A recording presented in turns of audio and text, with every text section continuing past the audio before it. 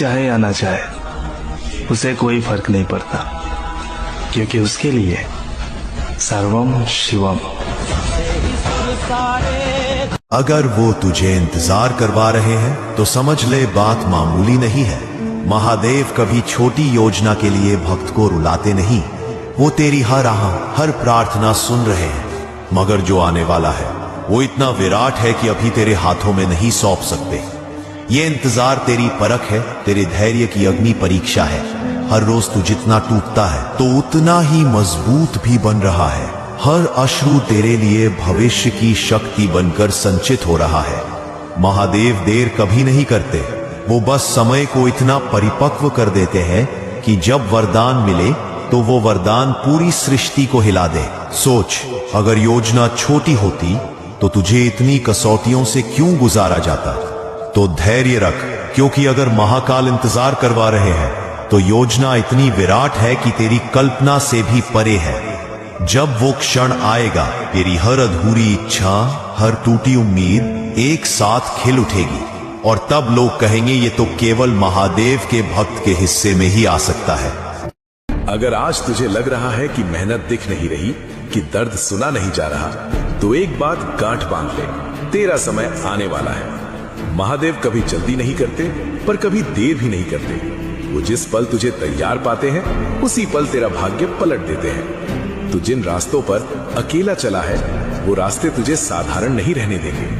अकेलापन तेरा श्राप नहीं था, वो तेरी ट्रेनिंग थी। जिस आग में तू जला है वही आग तेरा तेज बनेगी, और जिस खामोशी में तू रहा है वही खामोशी कल तेरी पहचान बनेगी। महादेव ने तुझे गिराया नहीं, वो तुझे झुका रहे थे, ताकि जब तू उठे तो सीधा उठे।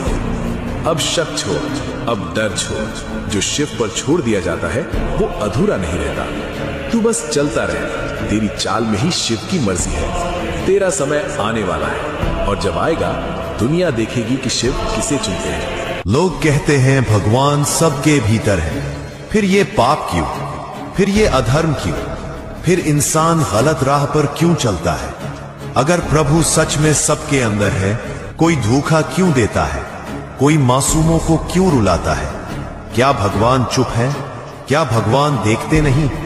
भगवान हमारे भीतर जरूर है, पर वो हमारी चेतना में बैठते हैं, मजबूरी में नहीं। जिस प्रकार सूर्य हर किसी के ऊपर चमकता है, पर कोई आंखें बंद कर ले तो सूरज को दोष नहीं दिया जा सकता, उसी प्रकार प्रभु हर मनुष्य के भीतर है, पर कौन उन्हें सुनता है?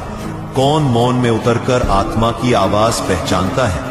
लोग अपने भीतर के प्रभु को लोभ से ढक देते हैं, अहंकार से दबा देते हैं, वासना से गला देते हैं, और फिर सवाल करते हैं प्रभु क्यों चुप है? सच ये है, प्रभु चुप नहीं है, तू शोर में है। तू ही उन्हें सुनना नहीं चाहता।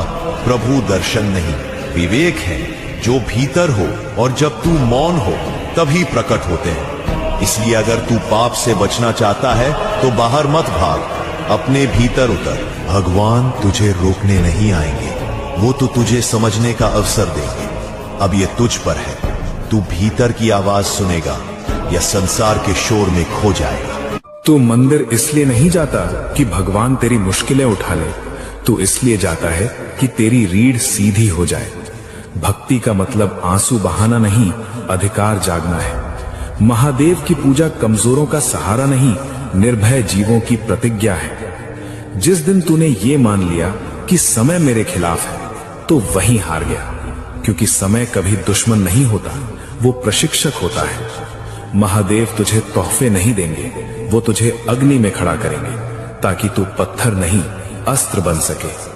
साधना वहीं शुरू होती है जहां बहाने खत्म होते हैं। सतमार्ग वहीं मिलता है जहां इच्छाएं नहीं, नीति निर्णायक बनती है।